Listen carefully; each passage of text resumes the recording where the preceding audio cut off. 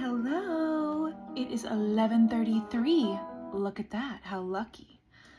I have so many stories, so little time, because it's Wednesday and Married at First Sight on Lifetime has a new episode that dropped today. This is the one show that I watch. I make time of my week from one little show, and it's this one because I absolutely love the chaos of marrying a stranger at the altar, literally walk down the altar, see this person, and say, I do, baby. This season, actually, for the first time ever, someone said, I don't. She literally left the groom at the altar. Could you imagine? Just go sink into his reality for a moment. Devastation. But I love that show because it is so interesting to be a fly on the wall of other people's relationships. And I have truly learned so much about where relationships go wrong and what communication breakdowns look like and how different styles intermix and like what is the point of no return for a relationship. So fascinating. But if you do watch that show, come talk to me about it. The producers reached out to me to go on that show. I kid you not, like 5 producers for Married at First Sight tracking me down on multiple social medias. They reached out to me on Instagram, on LinkedIn, and on Twitter. I mean, I half expected them to show up to the boardwalks and talk to me in person because it wasn't just one of them, it was like multiple. And this is before the meditation diaries, I'll have you know. So I have no idea how they got a sixth sense that I'm the monkey with the symbols and that I would make for fantastic television, because let's be honest, I would. I make for television sitting on my floor in this fluffy robe talking to myself. So of course I would be fantastic television getting married to a stranger. But that's an interesting question. Would you get married at first sight? Would you? If the producer, if you were single, and the producers of Married at First Sight hunted you down in the DMs, would you do it? Why or why not? I brought this as a topic to one of the walks because I got hunted down and I was like, y'all, should I do it? I even put a poll on Instagram stories and was like, listen, y'all, this is something. What do we think? And I formally decided, using multiple opinions on the walks and also just my own intuition, which knew this from the very beginning, that getting married at first sight, on live television, would not be in the cards for me because, well, there's a couple reasons. I'm not for everybody. I'm for the few, the brave, the Marines. Okay? I'm a very special bird, and it would take a very special bird to be with me. And I want to be with that special bird, that rainbow parrot. There may only be 2 in existence, me and my husband, but I'm holding out for that rainbow parrot, that near extinct species who has that spicy brain and who wants to be locked in and who is loving, caring, successful, wants to be a power couple, wants to take over the world and build our empire of kindness and meaningful conversations and helping people find their passions and explore their curiosities. That's my empire, just to be clear. So I feel like Married at First Sight would not be in the cards for me because I think it's safe to say, I think we could all agree here, amongst friends, that I'm not a normal person. I think these videos have really demonstrated that, for anyone who wasn't already aware of the spiciness, the little drips of Tabasco in this noggin, you know? It's not neurotypical in there. It's neuroatypical. It's funny I'm talking about this because oh man, where do I begin? So the other day, I'm over at my friends Brian and Annie's. And if you've been rocking with me on Multiple Diaries, Brian and Annie are two of my best friends who I met through a guy that I briefly went on a couple of dates with, and they were his best friends. And then we met, and it was just an instant soul connection. And even though things didn't work out between me and that dude, they were like, we're keeping her because this bit, she keeps us laughing. She's a keeper. What can I say? They have good taste. So that's just to get you up to speed. That's who I'm talking about. And they saw me through the good, the bad, and the ugly. They saw the first iteration of the Meditation Diaries, which basically entailed me going over to their apartment, being on their couch, and just doing exactly what I'm doing right now, but to them. So over stovetop popcorn and soul bra toast, which is a piece of bread that Brian will cook and put little honey and butter and little thingies on it. It's very exciting. Oh, but he'll put different things on there, but we love our little cooking extravaganzas. My joke with Brian and Annie is that I am their pet rat. That's truly how I feel most of the time, because I feel like I would scurry over to their apartment, walk in the door, and then Annie is such a great host that she always has a spread of food for me, no matter what. Doesn't matter what I've eaten that day.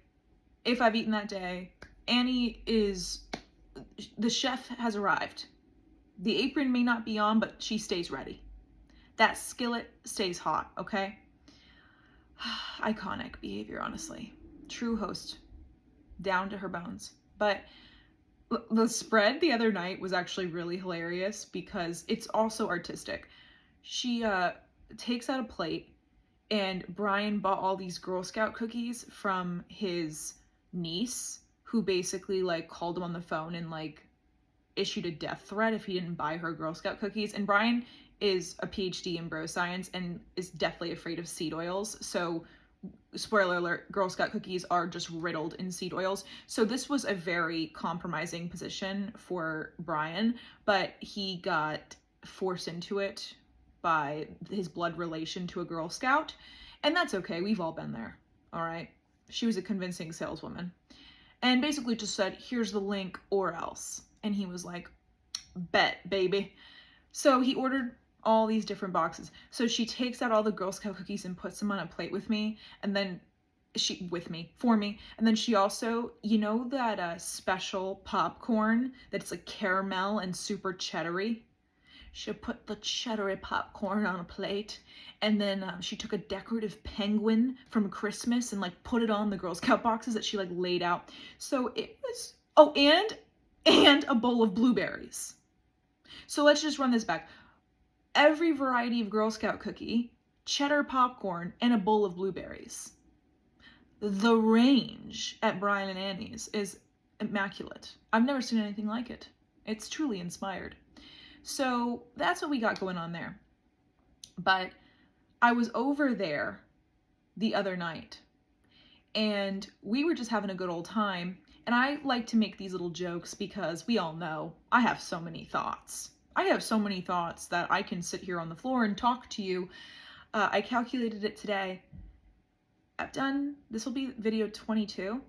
Of the 21 videos I have recorded on my sweet floor, talking to myself and you, my besties. Oh, 15 of those videos, I spoke for over 25 minutes. Wow. I didn't even know this was a skill I possessed. That is what has been wild to discover. And the thing is, you would not know this unless you did this every day and you got to see, I mean, I'll go on my YouTube channel, which it's wild to even say those words out loud. Like, I have a YouTube channel. 22 days ago, I had never even put this mug on camera before. And now I'm saying on my YouTube channel. What alternate reality are we living in? It's awesome. But anyway, it just goes to show you, you can literally wake up and change your reality at any time. I went from never putting my face on a video ever in my life and avoiding it at all costs to having a YouTube channel where I have 22 video diaries, 15 of which will be over 25 minutes long of just me popping off here. Absolutely wild. But like, now that I go on my YouTube channel, I can look at the videos tab and I can see all of the lengths, right? Like, I'll just scroll through the videos and I was like noticing, and you only notice this over time, as I do this series daily, as you know. Thank you for being here. But I never could have predicted back on day one that I would have 15 of these videos over 25 minutes. I did not see that coming. I know I've said versions of this, but I really have been thinking about the length recently. The length, and the thing about the 15 of the 21, that's not even, I think that all of them would have been longer than that. But a couple of them I had to cut short because I had to go to an event. Like, I cut one at like 12 minutes because of that. I got burnt out that 1 week as I was still getting the hang of it. And I just did that like meditation situation where I was like doing the clapping with the hands. So, and then there was one where I literally only had 10 minutes to record it. And I just recorded 1:30 of me talking about relationships being a two-person cult. So, of the ones that could have been long, all of them that I had the time to just sit here and let it rip, I let it rip. The longest one, y'all, was 56 minutes long. I am almost at the length of a full feature film. By myself, with no script, no prompt at all. No idea what I'm going to talk about. And I don't think I realized how exceptional this was. This feels like a skill that I did not know I had. I know that I'm a yapper. I can talk because I think.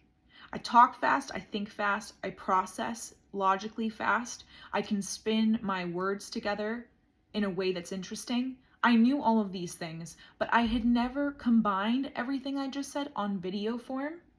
So when I look back at my discography, right? Sorry if I butchered that one. We can't be perfect at all times.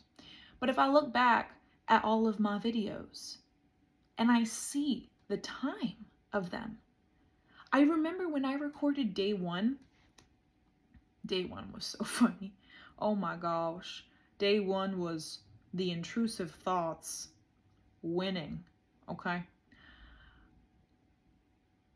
Intrusive, but honestly so entertaining.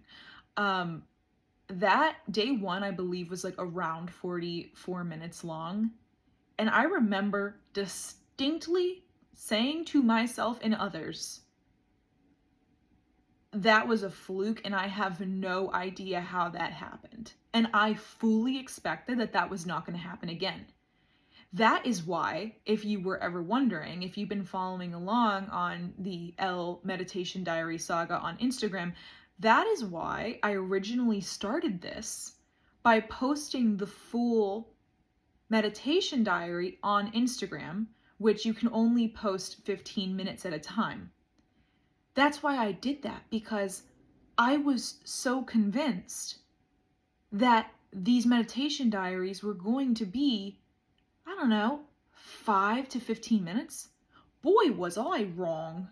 Boy, did I underestimate my ability to yap like a little long-haired chihuahua who's actually insightful. I got a text. I was reflecting on this because I was like, okay, I have enough data points now to know that on at least 15 occasions, most of which were past 10 p.m., I was able to sit here and talk to myself for 25 minutes. That's something. I have that data point now. Okay. So I was like, who else does this? Like, who is someone who can talk for a very long time and keep your attention? It could be anyone. It could be a podcast host. It could be a preacher, taking us to church. It could be a entrepreneur. Like, who? I would love to know, like, if someone comes to your mind, like, who is somebody who could talk for a long time and keep your attention?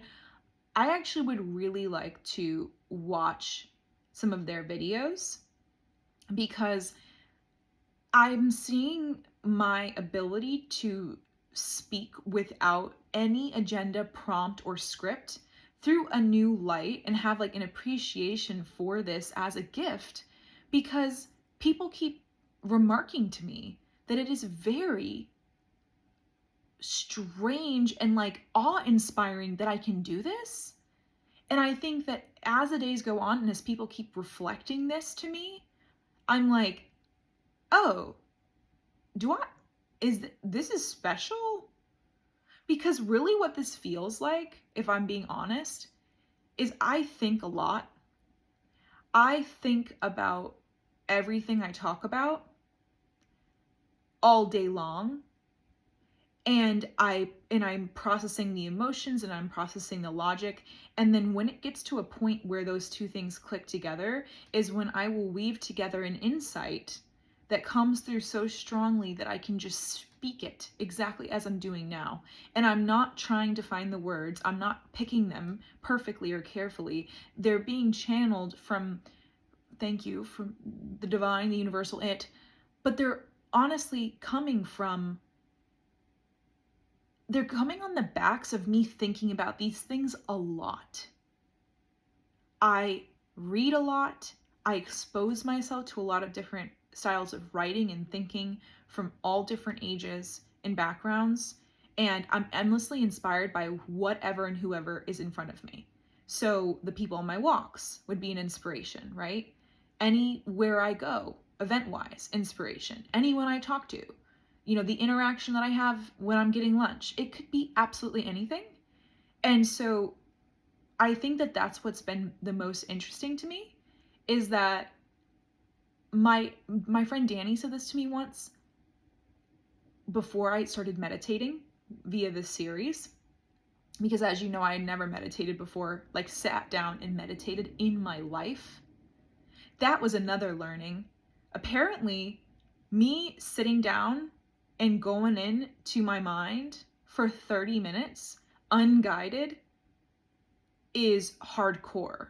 Like when I met that saint from India last week, there was a guy who seemed to be extremely knowledgeable in meditation and was just really popping off and spouting all this knowledge. I told him about this series and how I was meditating for 30 minutes without any guidance or sounds or just going into my mind. And he literally fist bumped me and said, wow, that is hardcore. And I was like, oh, I didn't know that this was hardcore. But I honestly think me going, and I've had so many people tell me, like, I can't even meditate for 5 minutes. I can't even meditate for 2 minutes. And I've had so many people tell me, seeing your series inspired me to meditate again. Like my Orange Theory coach yesterday, she comes up to me as I'm on the treadmill. She's like, your meditation videos are so inspiring to me that I started meditating again. I'd fallen off, but I started to see you doing it and listening to your insights. And I was like, I can do it again. I can pick it back up. And then this guy, David from the walks, he started meditating again. And I've had so many people, maybe like 20 or more people tell me that they started meditating regularly as a result of these, which is so freaking cool to have like expanded mindfulness as a result of me popping off in this series. That's just freaking awesome. But there's a lot that I just did not expect going into this that has made the entire experience really interesting. So I did not expect that I would be sitting here talking for as long as I do. And so that's needed to make some adjustments, right? Because I was talking for so long that I would have to post like 4-5 different parts to my videos on Instagram. And I'm like, something's got to give. Like, because you guys know me, I'm very high effort. So I not only have to make the post, but I like to watch back the video and write my little caption and really be thoughtful about what I'm saying and synthesizing the topics that I discuss in a way that, you know, somebody could read and be like, oh, this one sounds interesting to me. And I guess I don't have to put that much effort into it, but I take a lot of pride and joy in all of the forms. So creating the videos and then writing the captions. And I'm honestly a little behind on posting the reels to my new Instagram, which is called Elle Meditates. And I'm a little behind because I've been behind on writing the captions. It's just been a very, very busy week at work. And I'm proud of myself for even being able to post this and to keep up my daily consistency. And I'm not perfect. You know, I'm trying my best, but it's still been so, so fun for me, despite the fact that I've been doing this at like near midnight every time. And I think that is super exciting. Like, that is signal that I am on the really, really right track, is when your entire schedule is filled, but every time I go and sit down and put on that 30-minute timer and know that I'm about to record this, I find this like well of energy that I tap into, and it gives me the ability to sit here in front of this camera and talk and share some insights or thoughts or stories or fun times or emotions, tears, in the mood moments. You never know what you're gonna get. But it's just been so fun. And I never could have seen any of this coming. So I really appreciate, I think that this is the early days of something really special. And I mean, by something special, I mean something that I'm going to do for a long time. I'll keep doing it for as long as it remains fun, easy, breezy, and light for me. And it is all of those things. It's made me so creative. It's given me a newfound appreciation for skills I didn't know I had. Like talking for this long, you know, on video, and all of these little moments of inspiration that people come to me with, and they're like, I started meditating and like I finally understand myself. Or the woman in Whole Foods who came up to me and was like, my boyfriend understands why I people please now. And all the people on the walks who've mentioned it to me, or people who are quoting specific things or messaging me. And I mean, it has been incredible. This has been so much fun, and it's only going to get more fun. It really does feel like this is the early days of something special, and I cannot thank you enough for being here and for rocking with me. And I'll never forget the people who were here in the early days of whatever the heck this is. This feels special. You know, there's like certain things that when I pour my authentic love and energy into them, they just go somewhere special. That's been the case for every creative project that I've really poured my heart into. It happened that way with Humans of UF back in college, which was the profile series, where I walked up to strangers and interviewed them, sometimes for over 3 hours.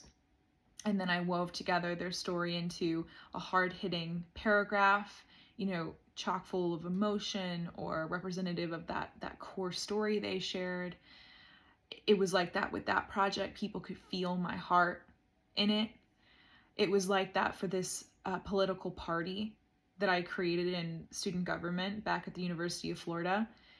Long story short, the student government is extremely powerful at the University of Florida because it's a flagship university, and the SG president sits on the board of trustees for the state of Florida and has an immense amount of power and controls like a budget of over $20 million, which is absurd. This is like a college student controlling a wild amount of money. And because of the corruption in the student government, which has gone back for decades and decades and has so many layers, and it's like House of Cards, that TV show, or like mixed with like Succession, it's like mixed with all of the like political drama shows. That's what student government at the University of Florida was. It's called the system. That's what the kind of shadowy, corrupt, like puppeteer government is called. And I found out about it. I can tell this whole story another day, but I found out in a very dramatic way about student government. And then I just caught this bug to create my own political party within student government.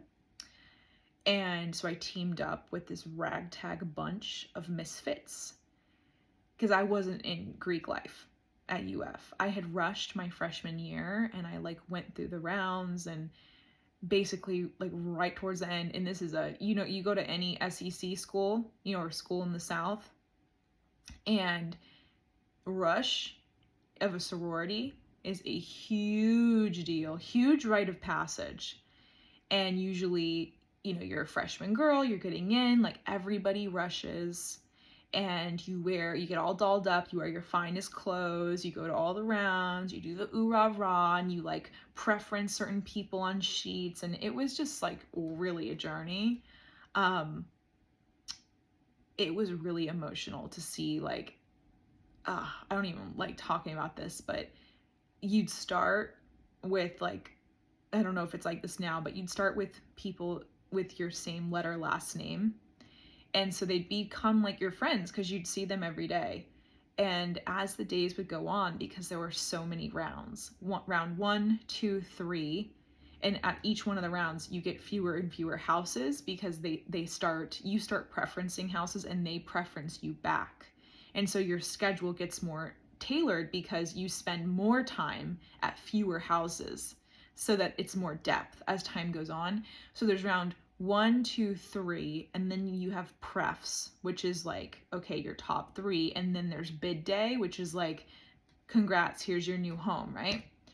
And it was really sad to go through the rounds, and I'll never forget this. I don't know why this is such a core memory, but on round 2, I remember,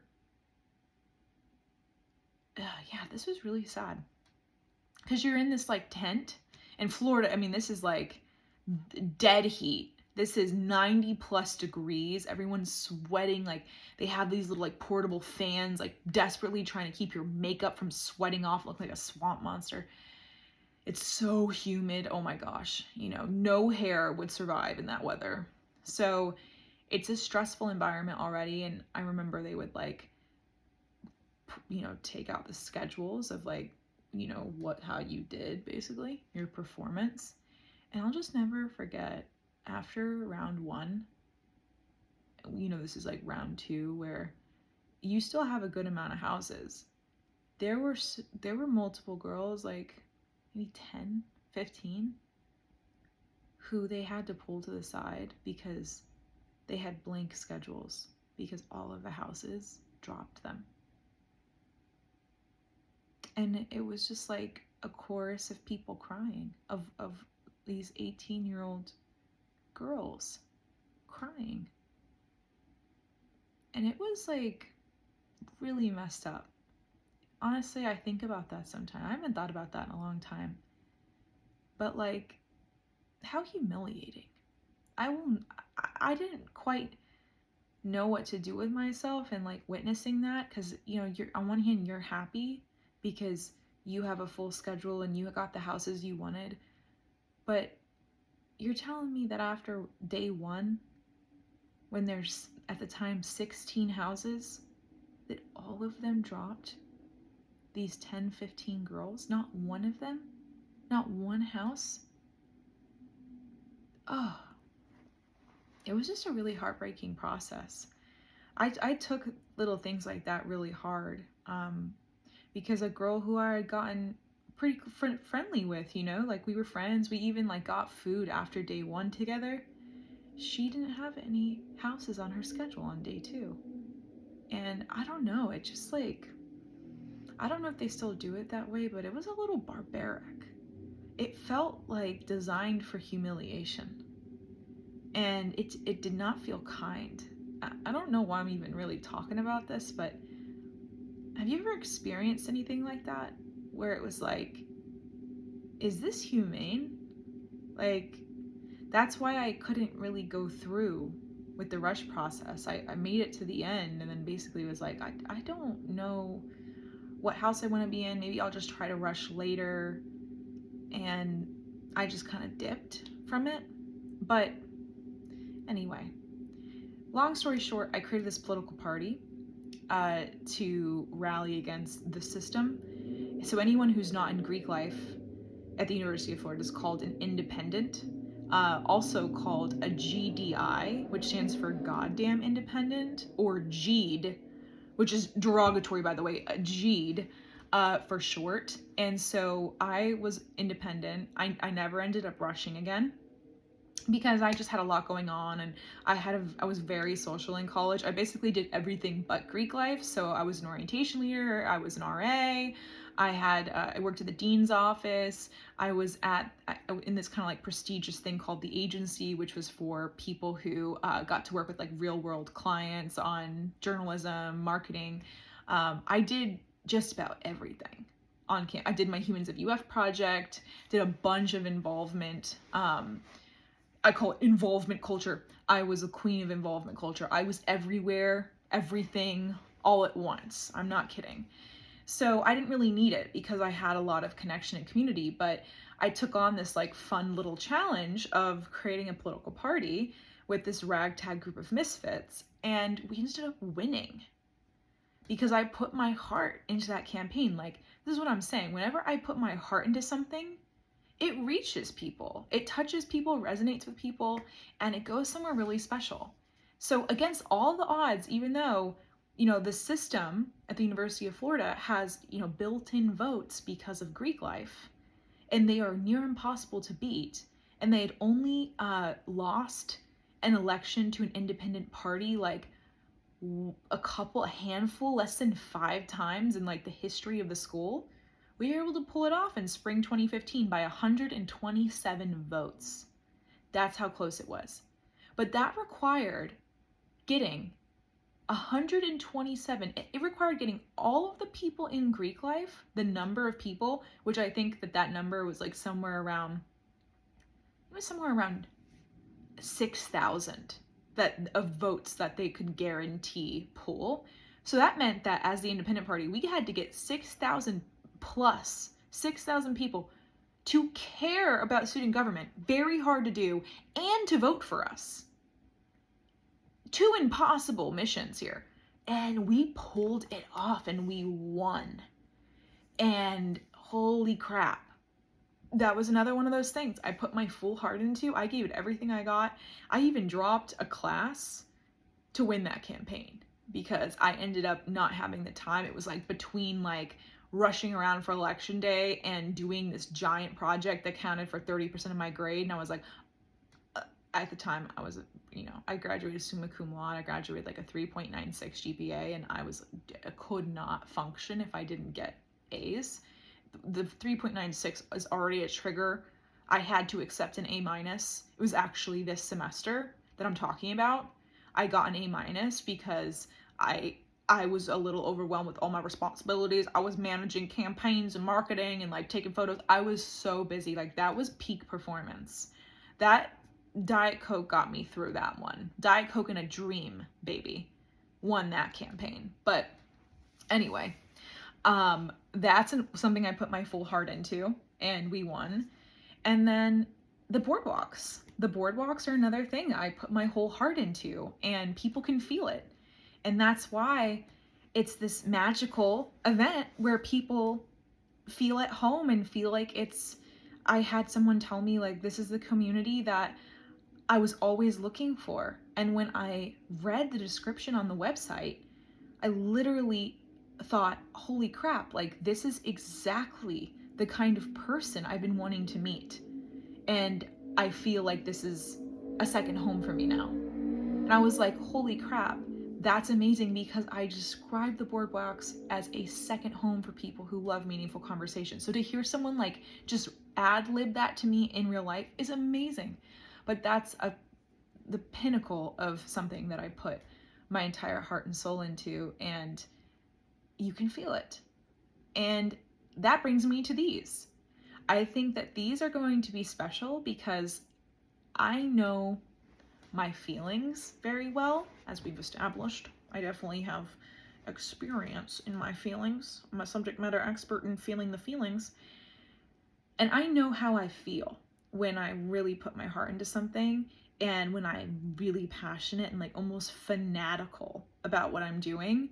And when I just like light up thinking about it, talking about it. And this is one of them. This is the newest iteration of me being fanatically into what I'm doing. And it's so cool to sit here and be like, oh my gosh, I got another one, guys. And I know this is true because my friend Caitlin Donnelly, who's in BC, we had this really cool art night at her house. And she's so sweet. She got this like big book of like canvas paper for each of us, and we did all these exercises which were really cool with felt markers and pens, and all of them were specific. So one of them was like you had to draw 30 circles, and then we'd set a timer and you had to fill in the circles with anything that came to your mind for like 5 minutes, which was really hard actually. It was like it really pushed your creativity.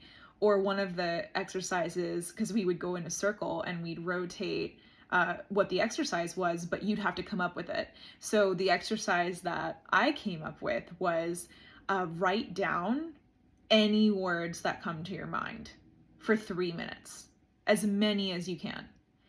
And that was really interesting because I wanted to understand someone's subconscious mind.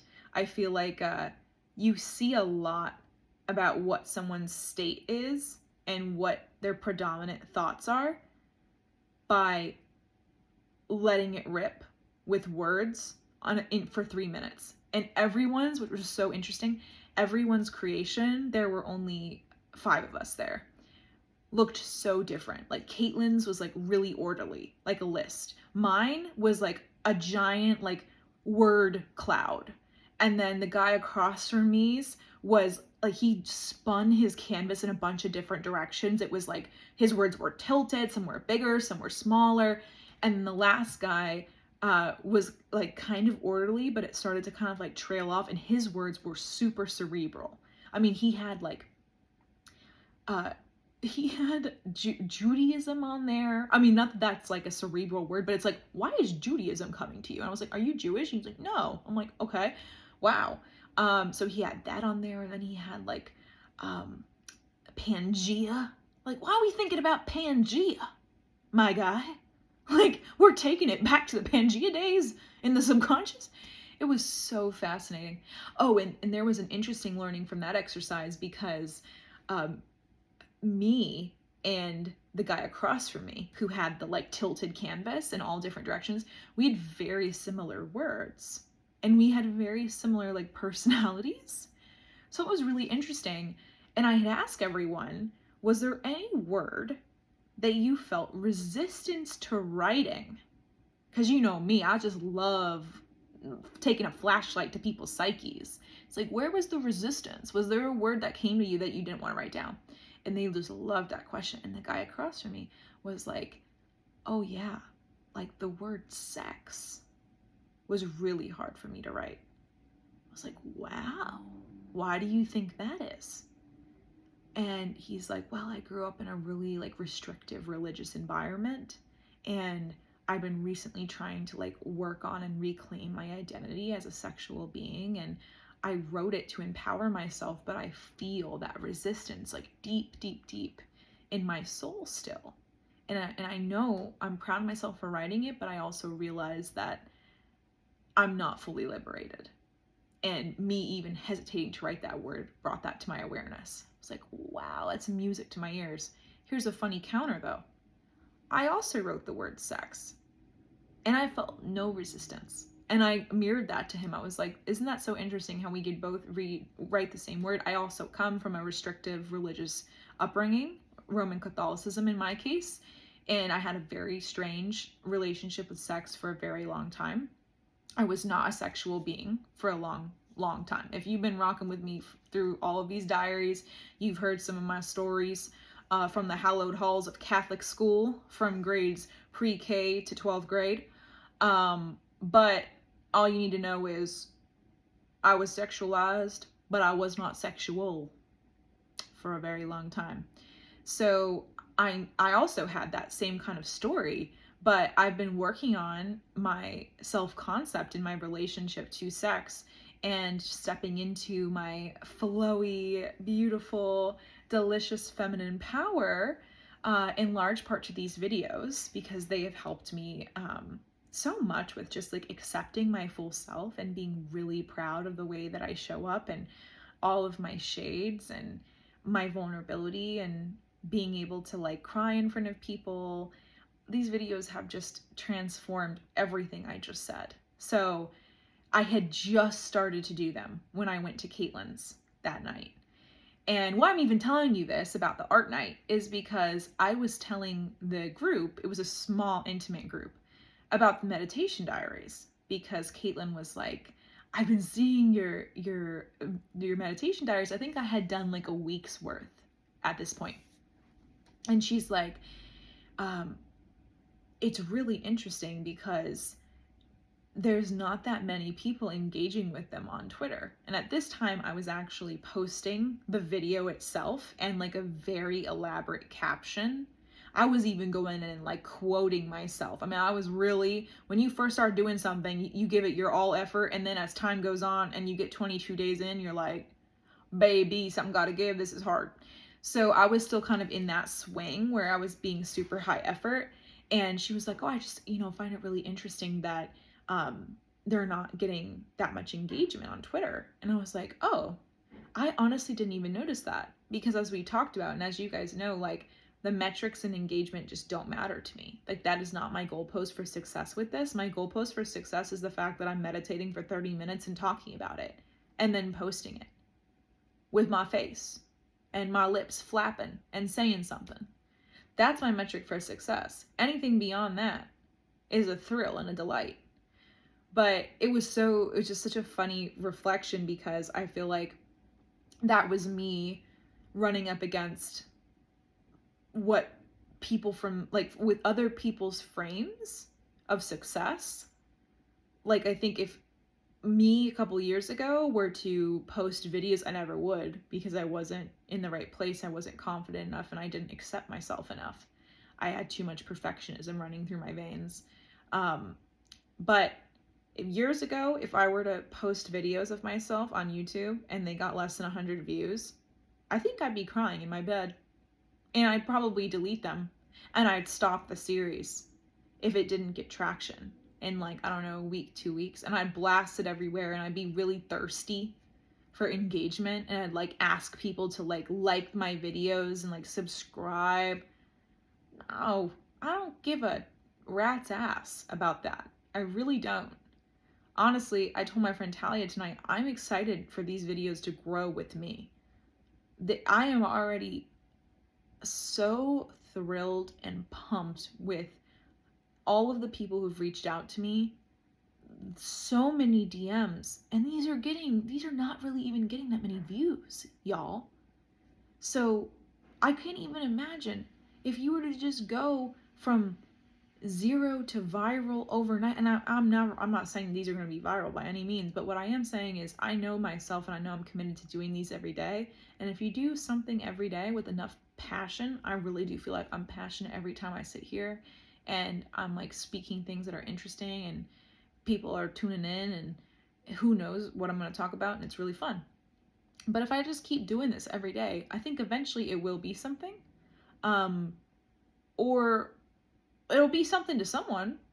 I've already had people be like, you're my commute buddy. and I listen to you on the treadmill, and they come up to me on my walks, and we have extended conversations on things I bring up in these videos. So they already are like meaning something to people.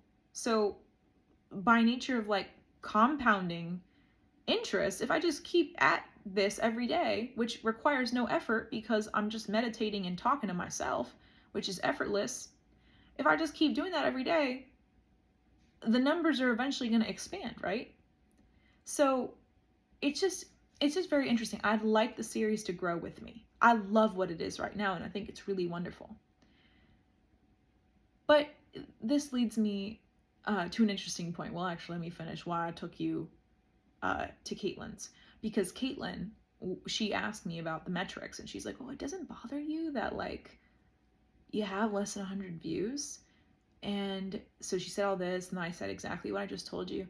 And then she's like, I love how passionate you are about this. Like, you clearly are so into these meditation diaries, and it's like getting me pumped up. And I'm like, yeah, man. Like, this is freaking awesome. This is teaching me so much about myself. This is basically a vehicle for all of the thoughts that I think about all the time. And I can turn these thoughts into something productive because I'm sharing them with you. That, like, let me just tell you, what I just said is a cure for my thought loops. I tweeted something around Christmas time where I basically said that my pursuit of happiness is turning my thoughts into art. When I look at the periods of my life where I was the most down bad and the most depressed, it was because I was not creating. Because when I'm not creating, I have all of these thoughts that loop and that I fixate on. And like this could be anything. It could be things I'm learning. It could be situations at work. It could be romance. I mean, it could literally be any aspect of life that I will spin and tire rotate the thoughts on loop, right?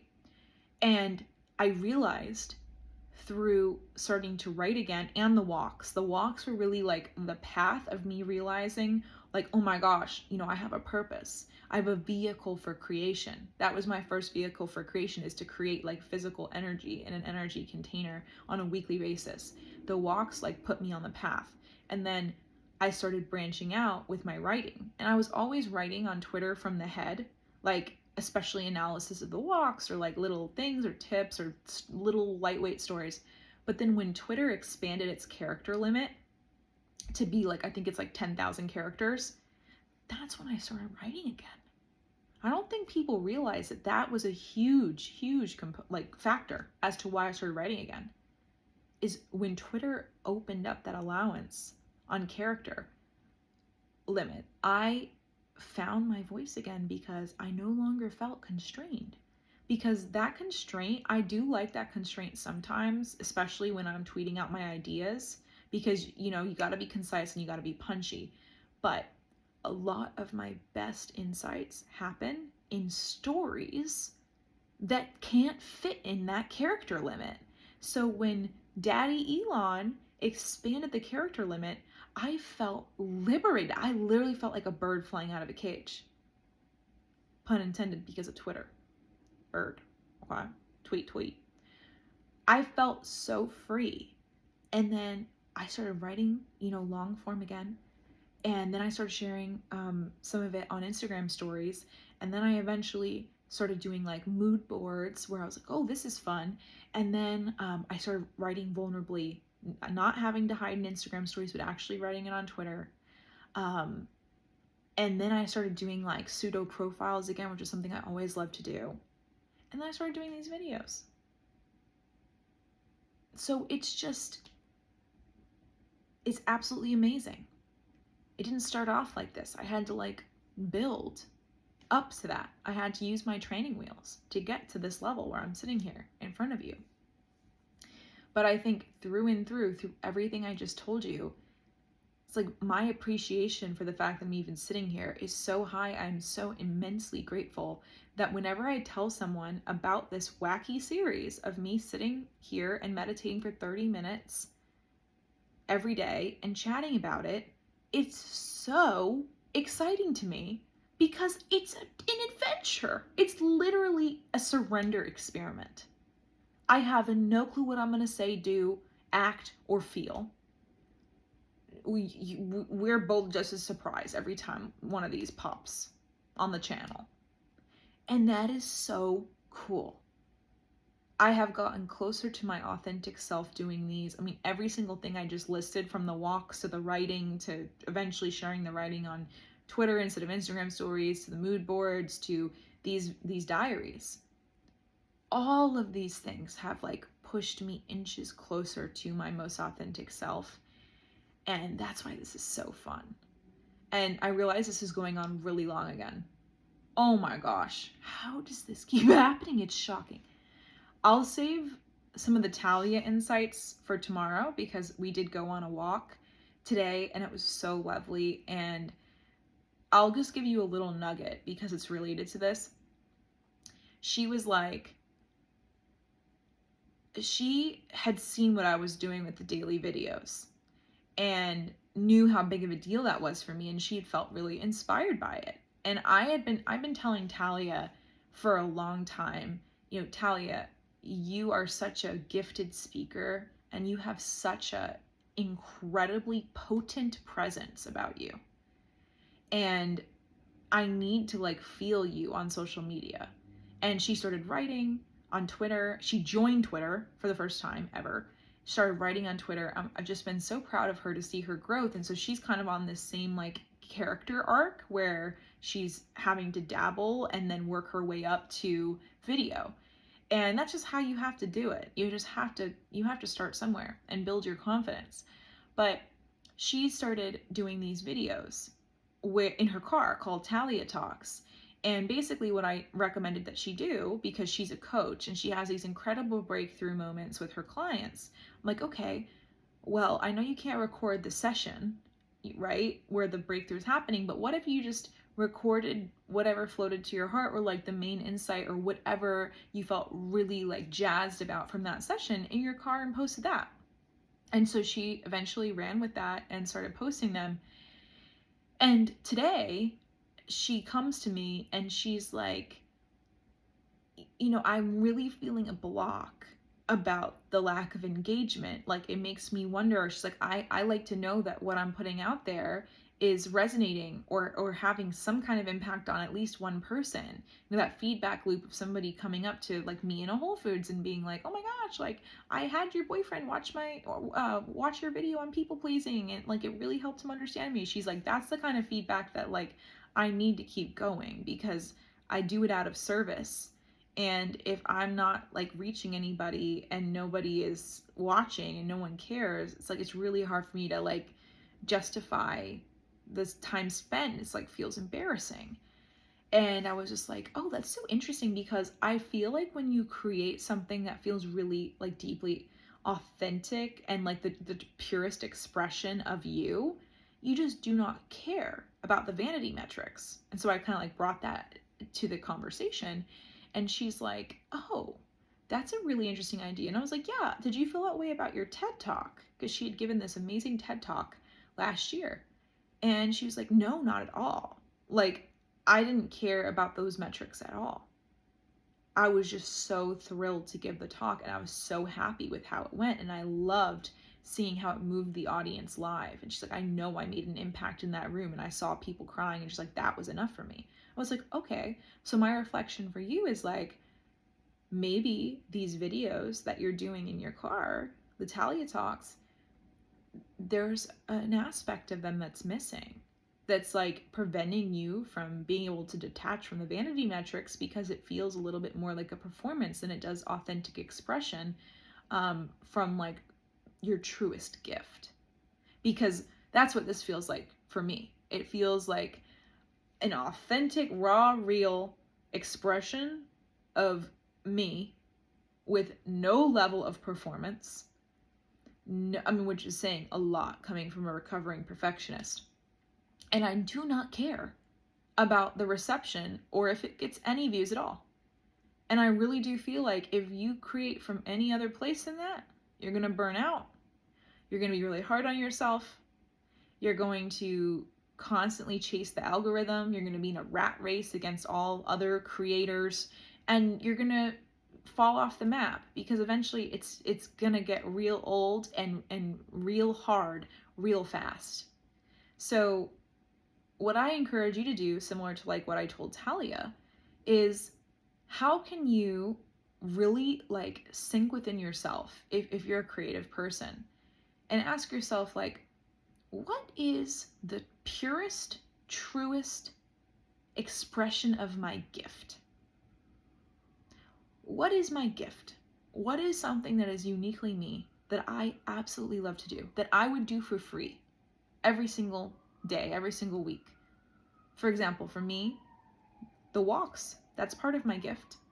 I absolutely love community building, connecting. I love creating space, holding space for people. I love doing my speech. I love observing the growth in myself and others. I love using the walk experience as an ability to see myself more clearly through my interactions with other people as mirrors to me, who can, trigger me, or moments that make me feel uncomfortable, just in constant pursuit of my growth. I love it. That's why I show up so passionate every single time, because that's why I set up this event out of pure love and passion for what I'm doing. When you create something out of pure love and passion, you never burn out. You never sit there and say, oh God, I have to do this again. When you create it from a purely authentic, passionate place, that will never happen to you, similar to these videos. But when you don't, when there's a dissonance, when there's a disconnect, when it's not pure love and passion, maybe it's like something you thought your gift was or thought you liked to do, that has an expiration date. One day you're going to wake up and be like, oh, I don't want to do this shit again, right? It's like when you build from what is the purest, truest expression of my gift, that's your safeguard against burnout right there. So I encourage you, I'll leave you with that, because wow, here I am talking for so long again. Wow. Okay, I'll leave you with that. I would love to know your thoughts on absolutely anything I discussed. I have so many stories that I didn't even tell you about, like how I'm meeting with a matchmaker tomorrow who has been trying to get a hold of me because she thinks I'm a match for one of her clients. And I was like, you know what, with everything going on with my crush and not trying to be married in my head, I was like, I'm gonna just say yes and talk to the matchmaking service. Not the first time. I have been hunted down by multiple matchmaking services, which is so fun, by the way. And I've met some of the guys like on FaceTime, but I just didn't feel a connection. I didn't feel like compelled to move it forward. But I love matchmaking services, and they find me in such creative ways, like usually through LinkedIn or referrals. And I'm like, who's out there watching? Probably people on Twitter. But anywho, I have that tomorrow, and then I'm just living with my heart open. If my darling crush, I haven't talked to him yet, but I will in the next couple of days. If my darling crush, if it doesn't work out with him, I've got endless options, and I'm keeping this heart wide open, and I know what I want, and I know the kind of man I want, and he's out there. I'm open to seeing who he is. Tune in to find out. When I do have a husband, you know he's gonna join me for these. We're gonna be sitting side by side. I'm gonna get him a robe. Maybe I'll get him a black one so we're like yin and yang, like my two babies. And there might be some feral moments. Listen, y'all all know how I've shown up sometimes. Especially, I don't want to get into all of this, but I have a thing about smell. I like the way a man smells if I'm really into him. I have a very good sense of smell. So if my man was right here, right now, my crush was right here right now, I'd be sniffing that neck. God bless would I be sniffing that neck. His scent almost knocked me over when I met him. I had to call upon my spirit guides, angels, goddess Aphrodite, love and light, and every ounce of will in my body and self-control in my body, not to, how you say, make a scene, act up, because that smell wafted over and I was like, hey, yo. So anywho, why did I just tell you that? I love these. Wow. I really am gonna go now. So now you know that. Okay. By the way, I don't know if you know this. Okay, I'll really leave you with this. Smell biologically is very important, because if you don't like the way that your partner smells, it means that you are not a good genetic match for mating, and that you probably have some like distant relation. So that smell, those pheromones mixing, is very important. So this nose knows, I'll tell you that. And I like have such a good sense of smell. Like there was just one time I was on a road trip with my friends Grace and Veronica, and she drank chamomile tea, and I'm in the backseat of the car, and Grace was like, "Oh, Ellie, you have a really good sense of smell, right?" And like they were just quizzing me, and they're like, "What does Veronica smell like?" And I was like, "Chamomile." And they freaked out, because Veronica was like, "Holy shit, dude, like I drank chamomile tea earlier this morning," and I did not see her do that. So that is how good my smell is. It's also like low-key devastating though, because I remember the smell of men from yesteryear, like the man I thought I was going to spend my life with, and then the tragedy happened. There were multiple times where I would drive like close to the house that we lived in, and I could smell him. I know that sounds crazy, but I just have a very good sense of smell. I can, so I know really immediately if that is going to match up, because I get a whiff. I get in there. I get into that nape of the neck. I like this little area right here. I like this right here. If you like the way that like this area smells, like anywhere like right here, and then also in the nape, oh, the nape is, ooh, and like right under like the ear. Also, not to be a freak about it, I like an armpit. I like an armpit real good.